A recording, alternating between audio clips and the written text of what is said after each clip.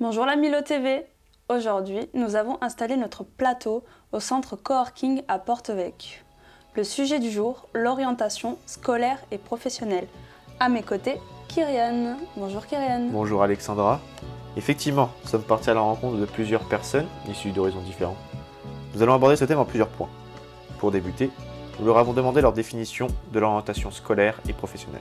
Selon moi, l'orientation scolaire et professionnelle, c'est ce qui permet de déterminer notre avenir. Ce qui va permettre normalement à un jeune, lors de son cursus, de pouvoir un petit peu savoir ce qu'il veut faire plus tard. C'est avant tout accompagner une personne, peu importe son âge, dans un projet professionnel. Pour nous en dire plus à ce sujet, nous nous sommes rapprochés de la mission locale de Porto-Vecchio. L'orientation, c'est un moment très important dans la vie d'un jeune scolaire. Les conseillers d'orientation des établissements essayent de travailler ça tout au long de l'année de troisième pour lui donner en fait toutes les clés, toutes les réponses à ses questions. C'est vraiment quelque chose où on essaye de définir au mieux son avenir futur. Nous en savons déjà un peu plus sur ce point, n'est-ce pas Alexandra? Maintenant que nous avons défini ce qu'est l'orientation, tâchons de savoir à qui elle s'adresse. Les personnes pouvant bénéficier d'une aide à l'orientation, c'est par exemple les personnes jeunes comme les personnes moins jeunes. Il n'y a pas forcément d'âge requis. De nos jours, même les plus âgés peuvent vouloir changer de voie, faire quelque chose de différent, et notamment surtout les jeunes qui cherchent à trouver leur place dans la société.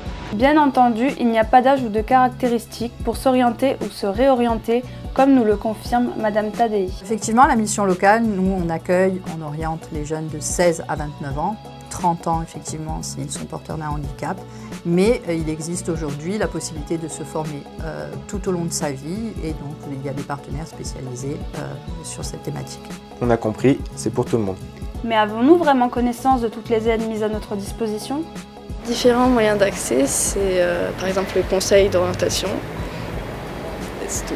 À Pôle emploi, on nous propose des formations. Il y a la mission locale qui permet aussi de trouver différents travails. Je sais qu'il y a d'autres organismes, mais pour l'instant, il n'y a que ces deux-là qui me viennent à l'esprit. La mission locale, le Pôle emploi, nous avons des assistantes sociales. Et toi Alexandra, tu en connais des organismes?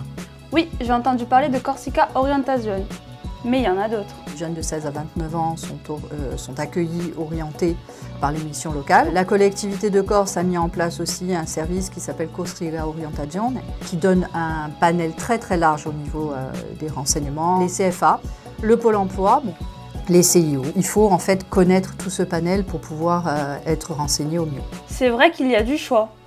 Maintenant, on a priori qu'à la dent dure, le manque d'égalité entre les filières. Les filières professionnelles commencent à être un petit peu mieux considérées que cela n'était, mais il y a encore quand même beaucoup de travail. À l'époque, c'était une première STG qui est apparemment aujourd'hui sous-estimée et pour autant, j'ai quand même fait une licence pro en administration et sécurité des réseaux. Même si selon la société, médecin ou avocat, ça peut être mieux que les autres, bien du moment où on aime ce qu'on fait, pour moi, tout se vaut. Je pense que toutes les filières se valent, mais pour mes camarades, par exemple, un bac pro ne sera pas pareil qu'un bac général ou STMG.